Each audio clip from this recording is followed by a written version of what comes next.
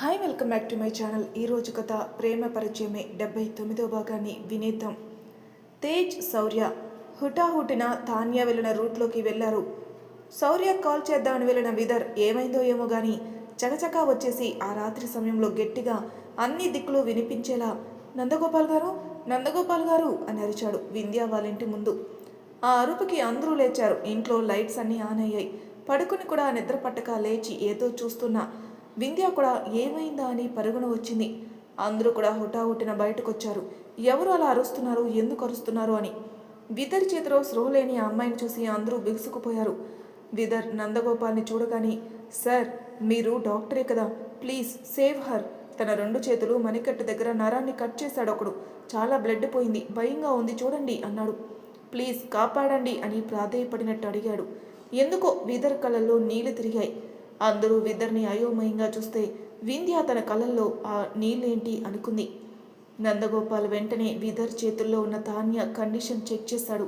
Serious అనిపించి వెంటనే అమ్ములు అని వింధ్య వైపు చూశాడు. హా బాబాయ్ అని వెళ్ళిపోయి ఏవో తాళాలు తీసుకుని వచ్చిచ్చింది. అంతలో నందగోపాల్ గారు తాన్యకి ఓ ఇంజెక్షన్ ఇచ్చేశారు. వింధ్య వెంటనే షెడ్లో ఉన్న కార్ని బయటికి తీసి రయ్యమని ముందుకు తెచ్చింది. నందగోపాల్ గారు కారు ఎక్కు విదర్ అని తనని తీసుకొని అన్నాడు. అలా వింధ్య డ్రైవింగ్లో నందగోపాల్ గారు, విదర్, తాన్య కేవలం 5 నిమిషాల్లో హాస్పిటల్ ముందుకొచ్చారు. వింధ్య వెంటనే వెళ్ళి హాస్పిటల్ డోర్స్ తీసేసి లైట్స్ వేసి సెలైన్ అరేంజ్ చేసింది. విదర్ తాన్యతో లోనికొచ్చాడు.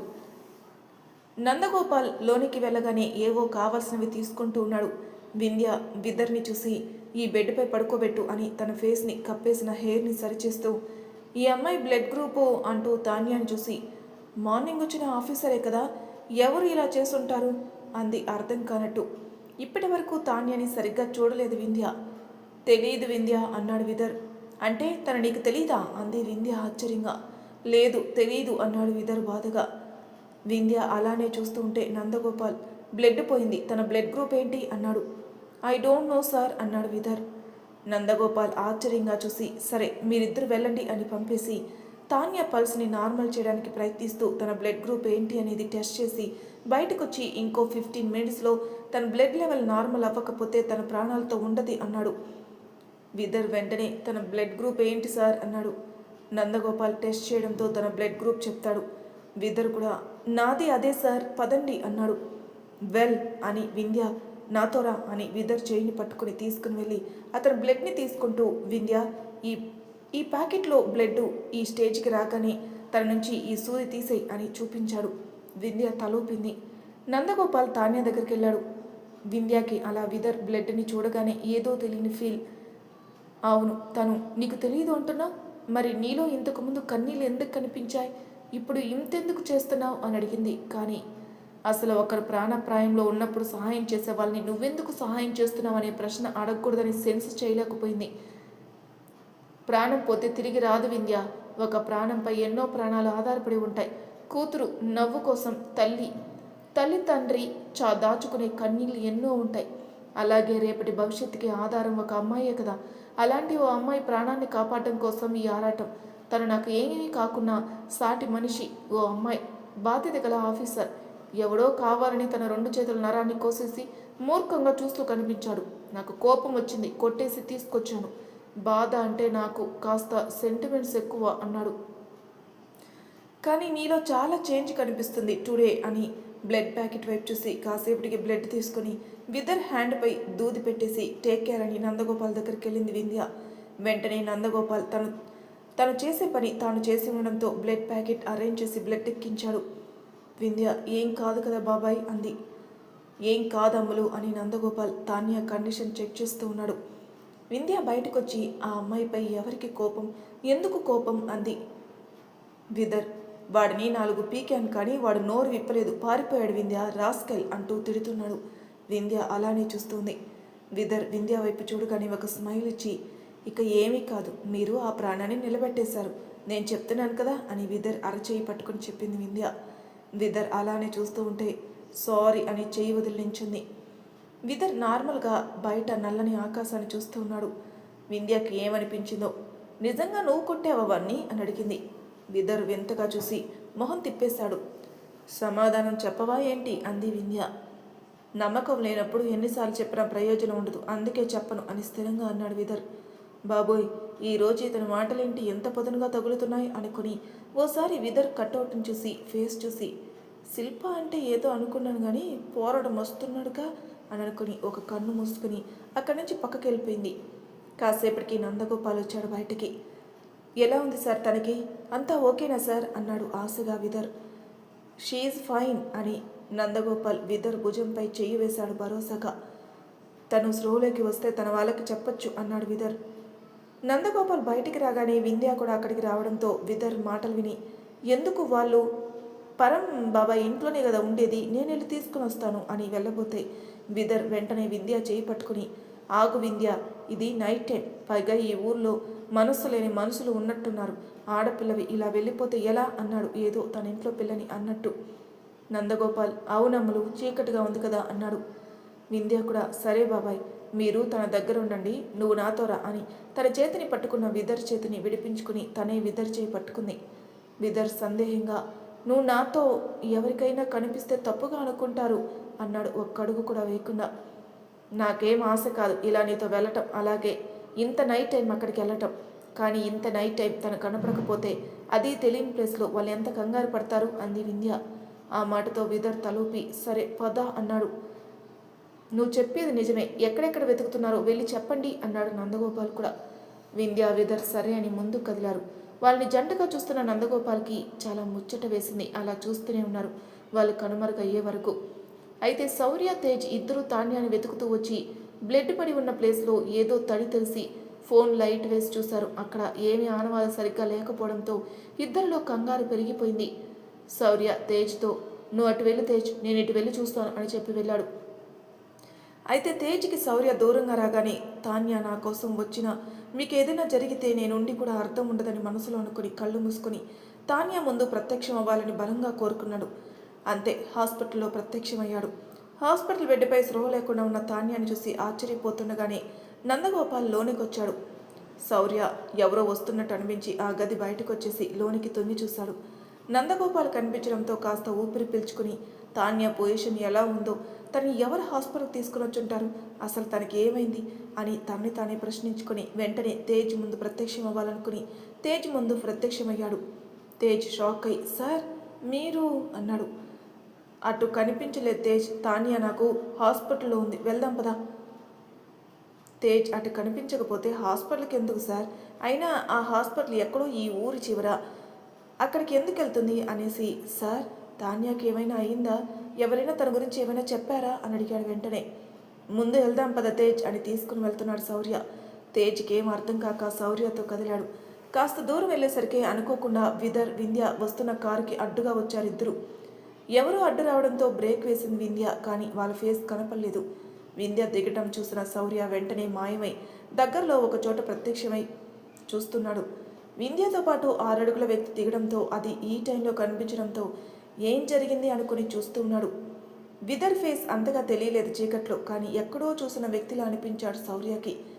వింధ్య దిగిన తర్వాత తేజ్ని చూసి, మీరు మీతో ఉన్న లేడీ ఆఫీసర్ కోసమైనా వెతుకుతుంది అని ప్రశ్నించింది. తను మీకు కనిపించిందా అన్నాడు తేజ్ ఆశగా. తను హాస్పిటల్లో ఉంది అని వింధ్య జరిగింది చెప్పి విదర్ని చూపిస్తూ తనే సేవ్ చేశాడు, తన పేరు విదర్ అంది. విదర్ అనే పదం శౌర్య చెవికి చేరగానే మనసులో విదర్ అనుకుని ఆశ్చర్యపోయి కళ్ళు విదర్ వైపుకు తిప్పి అలానే చూశాడు. తేజ్లో కదలిక లేదు, గుండెలో బాధ కలిగింది, కానీ కళ్ళలో మాత్రం ఏ గంగా లేదు. తాన్యతో చిన్ననాటి నుంచి ఉన్న జ్ఞాపకాలు వచ్చి చేరాయి తేజ్కి వెంటనే. అలా ఉన్న తేజ్ని చూసి విదర్ వెంటనే, ప్రాబ్లం ఏమీ లేదు ప్రెజెంట్, కానీ ఎవరో తన ప్రాణం తీయాలని ప్రయత్నించారు అన్నాడు. ఆ గొంతు విన్న శౌర్య, విదర్ ఇక్కడ వింధ్యతో ఏంటిది అని జుట్టు పీక్కోవాలనిపించింది, కానీ తనున్న పొజిషన్లో అలాంటిది కాదు అని ఊరుకున్నాడు. అవును, ఆ టైంలో నువ్వెందుకు అటు వెళ్ళావు అంది వింధ్య ఏదో తెలుసుకోవాలన్నట్టు. నా ఫ్రెండ్కి కాల్ చేయాలని వెళ్ళాను, వాడు వేరే కాల్లో ఉన్నట్టు వచ్చింది, 2 టైమ్స్ చూసి వచ్చేసాను అంటాడు విదర్. ఆ టైంలో శౌర్య తన టీంతో కనెక్ట్ అయి ఉన్నాడు కాబట్టి. శౌర్య కూడా ఎస్, వీడు కాల్ చేస్తే లిఫ్ట్ చేయలేదు కదా నేను అనుకున్నాడు. తేజ్ వాళ్ళ వైపు డల్లగా చూస్తుండగా విదర్ అదంతా తర్వాత మీరు మాతో రండి అని ముందుకు కదిలాడు. తేజ్ ఓకే అని 2 అడుగులు వేయగానే వింధ్య వెనక్కి తిరిగి అవును మీతో ఇంకో పర్సన్ ఉన్నాడు అనుకున్నాను అంది. చాలా చిన్న టోన్లో హా ఉన్నాడు కానీ ఇప్పుడు లేడు అన్నాడు. మార్నింగ్ రామ్ని తనతో చూసి ఇప్పుడు అడుగుతుందేమో అనుకున్నాడు తేజ్. ఇంతలో ఏమైపోయాడు, ఇందాక కారు ఆపేటప్పుడు ఉన్న వ్యక్తి సడన్గా ఏమయ్యాడు అని చుట్టూ చూసింది వింధ్య. శౌర్య మాయమైపోయాడు తను ఉన్న చోటు నుంచి కూడా. విదర్కి ఇప్పటి వరకు నీతో ఉన్న వ్యక్తి అలా ఎలా సడన్గా వెళ్ళిపోయాడు అన్నాడు. తేజ్కి అప్పుడు అర్థమైంది వాళ్ళు అడిగేది శౌర్య గురించని. అంతలోనే వింధ్యకి ఎదురు పడకుండా శౌర్య తప్పుకొని ఉంటాడని అర్థం చేసుకుని నాతో ఎవరూ లేరే, బహుశా కారు లైట్కి నా నీడను చూసి ఇంకో పర్సన్ అనుకున్నారేమో, నేను నాతో ఉన్న మా టీం పర్సన్ని మార్నింగ్ చూసి ఇప్పుడు అడుగుతున్నారేమో అనుకుని అలా చెప్పాను అని వివరించాడు అంతే చిన్న వయసుతో. విదర్ సరే కారు ఎక్కండి అన్నాడు. వింధ్య కార్ని రిటర్న్ తిప్పగానే తేజ్ తన ఆలోచనలో తనున్నాడు. వింధ్య విదర్ని గమనించి నిద్ర వస్తుందా మీకు, లేక అలసిపోయారా అంది. విదర్ అలా ఏమీ లేదు వింధ్య అన్నాడు. తేజ్ ఎందుకో వెంటనే మీరిద్దరూ హస్బెండ్ అండ్ వైఫా అని అడిగాడు. వింధ్య ఆశ్చర్యపోయి గుడ్లు మెట్టుకరిస్తే విదర్ నోనో తనకి నాకు ఏ సంబంధము లేదు అన్నాడు. అసలు ఏ బంధం ఉండకూడదు అన్నట్టు అనేశాడు విదర్. ఎందుకో వింధ్యకి విదర్ అలా అనేయటం నచ్చలేదు. ఒక్కసారి విదర్ని చూసి మొహం తిప్పుకుంది. అంతలోనే విదర్ అవును ఇప్పుడు హాస్పిటల్లో ఉన్న తన పేరేంటి అన్నాడు. తన పేరు నీకెందుకు అంది వింధ్య. తెలుసుకోవాలి కదా వింధ్య అన్నాడు విదర్. తన పేరు తాన్య అన్నాడు తేజ్ వింధ్య వైపు విచిత్రంగా చూస్తూ. విదర్ తేజ్ వైపు చూసి తనకి ప్రాబ్లం ఏమీ లేదు, మీరు కంగారు పడకండి, బాధపడకండి అన్నాడు తేజ్ ఫేస్లో భావాలు అర్థం చేసుకున్నట్టు. తేజ్ తలూపి ఆలోచిస్తూ మనసులో అవును సార్కి ఎలా తెలిసింది తాన్య హాస్పిటల్లో ఉందని, అయినా సడన్గా సార్ నా ముందుకు ఎలా వచ్చారు అని ఏమీ అర్థం కాక అది వదిలేసి తాన్యకి ఏం కాకూడదు తను బాగుండాలని కోరుకుంటూ ఉన్నాడు. వింధ్య కార్ని ఆపగానే తేజ్ విదర్ దిగారు. విదర్ తేజ్ని లోనికి తీసుకుని వెళ్ళాడు. వింధ్య వాళ్ళ వెనకాల వెళ్ళింది. తేజ్ లోనికి వెళ్ళి తాన్యాని చూశాడు. అక్కడే ఉన్న నందగోపాల్తో డాక్టర్ తనకి ఎలా ఉంది అని అడిగాడు. అప్పటికే శౌర్య వచ్చి ఆ గది బయట ఓ పక్కన నిలబడి వింటూ ఉన్నాడు తాన్య కండిషన్ తెలుసుకోవడానికి. నందగోపాల్ సమయానికి విదర్ తీసుకుని వచ్చాడు కాబట్టి సరిపోయింది, అలాగే బ్లడ్ కూడా డొనేట్ చేసి ప్రాణాన్ని కూడా నిలబెట్టాడు. తేజ్ విదర్ చేయి పట్టుకుని థ్యాంక్ యూ సో మచ్, మీరు చేసిన సహాయానికి ఇంతకు మించి ఏం పదం చెప్పాలో కూడా నాకు తెలియట్లేదు అన్నాడు. విదర్ కూడా ఇట్స్ ఓకే అన్నాడు. తేజ్ తనకి ఇలాంటి పరిస్థితి కలిగించిన వ్యక్తి ఎవరు అని ప్రశ్నించగా విదర్ అతను ఎవరో అర్థం కాలేదు కానీ మనిషి బలంగా లావుగా ఎత్తుగా ఉన్నాడు. శౌర్య మనసులోనే థ్యాంక్ యూరా, తెలియకుండానే నాకు చాలా పెద్ద హెల్ప్ చేశావు విదర్ అనుకున్నాడు. వింధ్య సడన్గా ఎవరో చూస్తున్నట్టు అనిపించి వెనక్కి తిరిగింది. శౌర్య అక్కడి నుంచి మాయమైపోయాడు. ఆ మరుక్షణం పరం ఇంటి బయట ప్రత్యక్షమై లోనికి వచ్చేసి రామ్ని హాస్పిటల్కి వెళ్ళమని రూట్ చెప్పి పరంతో కలిసి ఆ పెద్ద మనిషి ముందు కూర్చుని ఉన్నాడు. పరం తాన్యాకి అలా అయినందుకు బాధపడుతున్నావా శౌర్య అన్నాడు. తను ఇప్పుడు బాగానే ఉంది బాబాయ్, తనకి ఇక ఏమీ కాదనే నమ్మకం వల్ల ప్రశాంతంగానే ఉన్నాను. మీకు తెలియదు కదా తాన్య ప్రాణాలని విదర్ కాపాడాడు. తను నా ప్రాణ స్నేహితుడు, కానీ వాడు ఇక్కడ వింధ్యతో కనిపిస్తే అసలు నాకేం అర్థం కాలేదు. చాలా ఆశ్చర్యం వేసింది. మేబీ వాడు ఈ ఊరి గుడి గురించి తెలుసుకోవడం కోసమే వచ్చి ఉండొచ్చు. ఇదంతా ఒకలా మనసున అనిపిస్తుంటే నాకు నాన్న విషయంలో ఎలా ముందుకెళ్లాలో అర్థం కావట్లేదు బాబాయ్. నేను ఒక మాట చెప్పనా అన్నాడు పరం. శౌర్య పరం వైపు చూశాడు. ఇప్పుడు తాన్యపై అటాక్ జరిగిందని మీ బాబాయ్ అయిన నందగోపాల్కి తెలుసు అంటే ఆ ఇంట్లో కూడా తెలియచ్చు కదా. అప్పుడు తాన్యాని ఎవరు ఎందుకు చంపాలనుకున్నారనే ప్రశ్న వస్తుంది కదా వాళ్ళకైనా. దానికి సమాధానం తెలియాలన్నా, మీ నాన్న విలువ ఈ ఊరికి అర్థం కావాలన్నా ఇతను చేసిన దారుణం అందరికీ తెలియాలి. నువ్వు అన్నావు కదా చనిపోయే వయసులో ఊరందరి దృష్టిలో అతనికి అపఖ్యాతి తేవడం ఎందుకని. మరి వయసు మళ్ళిన మీ తాతయ్య మనసులో మీ నాన్నపై అలాంటి అపరిందని ఇంకెన్నాళ్ళు మోయిపిస్తావు. ఆయన బ్రతుకున్నంతకాలం పార్థుని దోషిగానే చూస్తాడు, నిజం నిరూపణ అవ్వకపోతే అన్నాడు. అలా జరగకూడదు బాబాయ్ అన్నాడు శౌర్య. ప్రతి ఒక్కరిది హృదయమే శౌర్య, ప్రతి మనిషికి ఆశలు ఉంటాయి. అప్పుడు ధర్మబద్ధంగా ఉన్న వాళ్ళ పక్కనే మనం నిలబడాలి. ఇతను తప్పు చేశాడు, ఆ తప్పు అందరికీ తెలియాలి అని నొక్కి చెప్పాడు. అంతా ఆలోచించుకున్న శౌర్య కాసేపటికి సరే బాబాయ్ అలానే చేద్దాం అన్నాడు. రామ్ హాస్పిటల్కి వెళ్ళేసరికి విదర్ వింధ్య తేజ్ తాన్య ఉన్న గది బయటే ఉన్నారు. రామ్ ఆ గది దగ్గరికి వచ్చి లోన ఉన్న తాన్యాన్ని చూసి అలా నించుని పోతే తేజ్ వెంటనే రామ్ని హత్తుకుని కళ్ళల్లో తిరుగుతున్న నీళ్ళని బయటికి రానివ్వకుండా ఉండడానికి ప్రయత్నిస్తున్నాడు. రామ్, పాపంరా, ఎంత బాధ అనుభవించుంటుందో అన్నాడు బాధగా. వదలద్దురా వాణ్ణి, అంతకంత ఇచ్చేద్దాం అన్నాడు గట్టిగా తేజ్. వాళ్ళిద్దరినీ వింధ్య ఆశ్చర్యంగా చూస్తూ అర్థం కాక ఒకరినొకరు చూసుకున్నారు. కాసేపటికి తేజ్, రామ్ ఇద్దరు దూరం జరిగారు. తేజ్ అంతా నార్మల్ అవుతుందని రామ్ భుజం తట్టాడు. సమయం ఉదయం 6 గంటలు. ఊరి మధ్యన ఉన్న వేప చెట్టు. ఏ పంచాయతీ అయినా ఆ చెట్టు దగ్గరే జరుగుతుంది ఆ ఊరిలో. అయితే ఆ చెట్టుకి ఎవరో కట్టేసి ఉండడం చూసిన వ్యక్తి గట్టిగా డప్పుతో దండోరా వేశాడు. ఊళ్ళో వాళ్ళందరూ ఆ చెట్టు దగ్గర సమావేశం అవ్వాలని. దానితో ఊరిలో ఉన్న పెద్దవాళ్ళంతా అక్కడికి చేరారు. చెట్టుకి కట్టి ఉన్న మనిషిని చూసి అందరూ తలో మాట అనుకుంటూ ఉన్నారు. విశ్వేశ్వరరావు గారు కూడా అక్కడికి కదిలారు. అప్పటికి సరిగ్గా 1 గంట ముందు రామ్, తేజ్ ఇద్దరు ఒక పక్కన కూర్చొనున్నారు. కంటి మీద నిద్ర లేదు ఇద్దరికి. విదర్ కూడా ఇంకో పక్కన కూర్చొనున్నాడు. వింధ్య అస్సలు తాన్యాని ఎవరు చంపాలనుకున్నారనే విషయం తెలుసుకోవాలని ఆలోచిస్తూ అక్కడే తిరుగుతూ వెయిట్ చేస్తుంది. నెమ్మదిగా కళ్ళు తెరుస్తూ చుట్టూ ఉన్న వెలుతురుని చూసి ఇంకా బ్రతికే ఉన్నానా అని అర్థం అవ్వగానే ఎవరైనా ఉన్నారా అని వెతుక్కుంటుంది తాన్య. నందగోపాల్ తన కళ్ళు తెరవటం చూసి ఇప్పుడు నీకెలా ఉంది అన్నాడు. తాన్య పర్వాలేదు అన్నట్టు తలూపింది. నందగోపాల్కి కూడా తెలుసు ఆ అమ్మాయి నిన్న మార్నింగ్ తన ఇంటికి వచ్చిన ఆఫీసర్స్లో ఒకరు అని. కానీ తనకి ఇలా ఎందుకు అయ్యిందో ఆయనకు అర్థం కాలేదు. బట్ ఏమీ అడగకుండా బయటకొచ్చి తన కళ్ళు తెరిచిందని రామ్, తేజ్లకి చెప్పాడు. రామ్, తేజ్ ఇద్దరూ ఒకరి చేతిలో ఒకరు పట్టుకుని వెళ్లారు. వాళ్ళని మళ్ళీ చూసిన ఆనందంలో ఏదైనా అయ్యుంటే చూడలేకపోయేదాన్నేమో అన్న బాధలో కళ్ళల్లో నీళ్ళతో చూసింది తాన్య వాళ్ళ వైపు.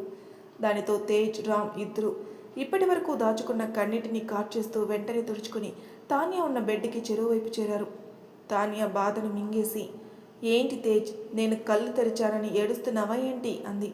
తేజ్ వెంటనే తాన్య చేయి పట్టుకుని, సారీ, నిన్ను ఒంటరిగా మేము వదిలి ఉండకూడదు అని తన అరచేతితో చేయి వేసి బాధపడుతుంటే, తాన్య ప్లీజ్ రా, నువ్వు ఏడ్చిన నేడిపించుకు అంది. రామ్ తాన్య తలపై చేయి వేసి మిస్ యూ రా అన్నాడు. ఇద్దరిని అలా చూసి గట్టిగా ఏడ్చేసింది తాన్య. తన చిన్నతనం నుంచి నా అనుకున్న వాళ్ళు తేజ్, రామ్ ఏ బంధాలు లేకున్నా వాళ్ళ మధ్య మాత్రం ఒక బంధం ఏర్పడింది. అందుకే వాళ్ళల్లో ఏ ఒక్కరికి ఏమైనా వాళ్ళు తట్టుకోలేరు. వింధ్యాకి వీళ్ళు అసలు ఆఫీసర్సేనా, వీళ్ళ మధ్య ఇంత కనెక్షన్ ఏంటి అనుకుంది. విదర్, నందగోపాల్ అలా చూస్తూ ఉన్నారు. నెక్స్ట్ మినిట్ తేజ్ నార్మల్ అయి పైకి లేచి రామ్ వైపు చూశాడు. రామ్, తాన్య ఇద్దరు కూడా నార్మల్ అయ్యారు. తాన్య వెంటనే, నేను ఫైన్లే కానీ వాడెవడో తెలిసాడా అంది ఆశగా. వింధ్య చటుక్కున చూస్తుంది వాళ్ళ వైపు. అది వాళ్ళ పెదనాన్న విషయమేమోనని. తేజ్, రామ్, నందగోపాల్ వింధ్య విదర్ వైపే చూశారు. తాన్య అటు చూసి ఆగిపోయింది. ఇంతలో తేజ్ టైం చూసుకొని మార్నింగ్ అవుతుంది కదా అనుకొని, రామ్ నువ్వు ఇక్కడే ఉండు, నేను ఒక 10 to 15 మినిట్స్లో వస్తాను అని శౌర్య నెక్స్ట్ స్టెప్ ఏంటో తెలుసుకోవడానికి వెళ్ళాడు. వింధ్య అటు వెళ్ళబోతే విదర్ ఓపిక లేనట్టు వచ్చి కూర్చుంటా కనిపించాడు. అది చూసిన వింధ్య, బ్లడ్ ఇచ్చాడు కదా, అలాగే నిద్రలేదు కదా విదర్కి, ఇబ్బంది పడుతున్నట్టున్నాడు అనుకుని, విదర్ నాతో రా, ఇంటి దగ్గర డ్రాప్ చేస్తాను అని చెప్పి నందగోపాల్ వైపు చూసింది. నందగోపాల్, టేక్ కేర్ అమ్ములు, బ్లడ్ ఇచ్చున్నాడు కదా, ఇంటికి వెళ్ళాక తనకు కావాల్సినవి చూసుకోమని చెప్పి ఇంట్లో వాళ్ళకి అన్నాడు. రామ్, తాన్య అటు చూశారు. వింధ్య పద విదర్ అంది. దానితో ఆ నేమ్ విని రామ్, విదర్ అంటే తాన్య విదర్ భయ్యా అంది. తను స్పృహ కోల్పోయే ముందు చూసింది విదర్ని. తన ప్రాణాల కోసం ఆ వ్యక్తితో గొడవ పడ్డం గుర్తుంది. విదర్ అటు చూశాడు. రామ్ ఒకసారి తాన్య వైపు చూసి వెంటనే విదర్ని చూసి చాలా థ్యాంక్స్ అన్నాడు. తాన్య థ్యాంక్ యూ భయ్యా అంది. విదర్ చిన్న స్మైల్ ఇచ్చాడు. ఆ స్మైల్లో ఏదో కొత్తదనం, విదర్లో ఏదో సాటిస్ఫాక్షన్ కనిపించింది వింధ్యాకి. దానితో అలానే చూస్తూ ఉంటే, తాన్య మీకు కూడా అలాగే డాక్టర్ సాబ్, మీకు కూడా థ్యాంక్ యూ అంది. విదర్ రెస్ట్ తీసుకో తాన్య అని పద వింధ్య అన్నాడు. వింధ్య ముందుకు కదిలింది. తన వెనకే విదర్ వెళ్ళాడు. తేజ్ వెళ్ళేసరికి శౌర్య పరంకి ఏదో చెప్తున్నాడు. తేజ్ రాగానే తాన్య గురించి అడిగాడు. తేజ్ చెప్పి, ఏం చేయబోతున్నారు సార్ అని అంటే, నేనేం చేయట్లేదు, మీరే చేయాలి అన్నాడు శౌర్య. ఏం చేయాలి సార్ అన్నాడు తేజ్. శౌర్య విషయం చెప్పాడు. తేజ్ తలూపాడు. వింధ్య విదర్ని ఇంట్లో డ్రాప్ చేసి అప్పటికే తీసి ఉన్న పాలని కాస్త వేడి చేసుకుని వెళ్ళి, ఈ పాలు తాగి రెస్ట్ తీసుకో అని చాలా నార్మల్గా చెప్పింది వింధ్య. విదర్ తలూపి పాలు తీసుకున్నాడు. మీ వాళ్ళు ఇంకా లేవలేదనుకుంటాను కదా. అవును, ఇంతవరకు మీరు ఈ గుడి గురించి తెలుసుకోగలిగారు అని అడిగింది వింధ్య. చెప్తాను, చిన్న డెమో ఇస్తాను అందరికీ, ఆ రోజు నిన్ను పిలుస్తానులే వింధ్య అన్నాడు విదర్.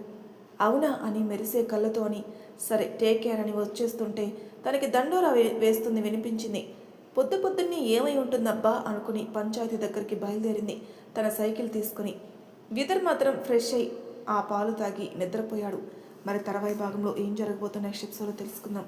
అంతవరకు నా ఛానల్ సబ్స్క్రైబ్ చేయని వాళ్ళు ప్లీజ్ సబ్స్క్రైబ్ చేసుకోండి, లైక్ చేసి షేర్ చేయండి, మీ అభిప్రాయాలను కామెంట్ రూపంలో తెలియజేయండి. Thank you for listening.